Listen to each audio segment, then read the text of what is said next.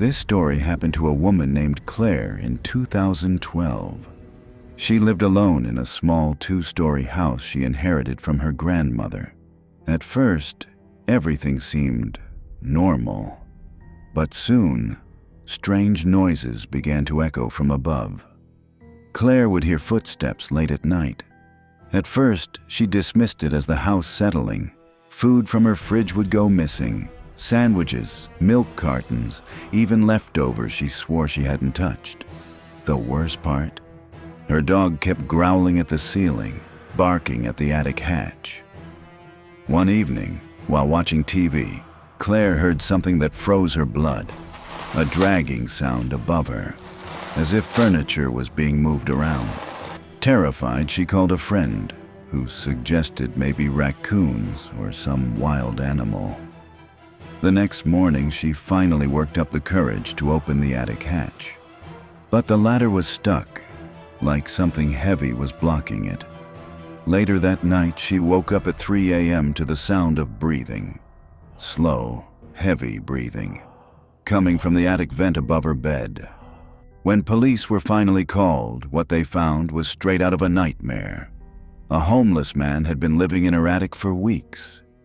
He had stolen food, used her shower when she was away, and had been watching her from the attic vent as she slept. He was arrested, but the psychological scars never left Claire. For months after, she couldn't sleep without checking every lock, every corner, and every shadow. Because she knew now, sometimes you're not alone in your own home.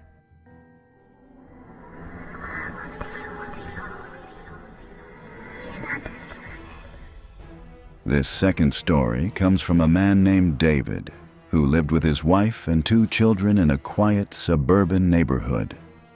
They thought they were safe, until one rainy night in 2018. At around 1:30 a.m., David's wife nudged him awake. She swore she heard the front door click open. David grabbed a baseball bat and crept down the hallway, heart pounding. From the staircase, he saw something that made his blood run cold. The front door was slightly ajar, swaying in the storm wind. Thinking maybe he forgot to lock it, he shut it and bolted it tight. But as he turned, he noticed muddy footprints leading from the doorway into the living room. He froze when he realized the footprints were barefoot. David's instinct was to check on his kids first. He tiptoed to their room, and to his relief, they were still fast asleep. But as he backed out of the room, he heard something from downstairs. Someone was in the house. David peeked around the corner and saw a man standing in the hallway, drenched from the rain, holding a kitchen knife he had taken from their counter. The stranger slowly lifted his head, smiling, and whispered, "I just wanted to meet the family." David shouted and swung the bat, chasing the man out of the house. Police later caught him a few blocks away. The man had been released from a psychiatric hospital just 2 weeks earlier. He confessed he had been watching their house for days, waiting for the right moment. David and his family moved out soon after.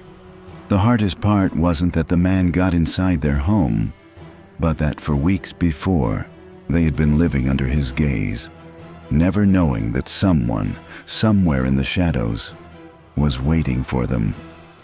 These stories remind us of something terrifying. Home may feel safe, but in the blink of an eye, that safety can be shattered. Always lock your doors, trust your instincts, and remember, sometimes the scariest monsters aren't supernatural at all. They're human. If you enjoyed these stories, make sure to subscribe for more chilling true horror tales. Until next time, stay safe and stay vigilant.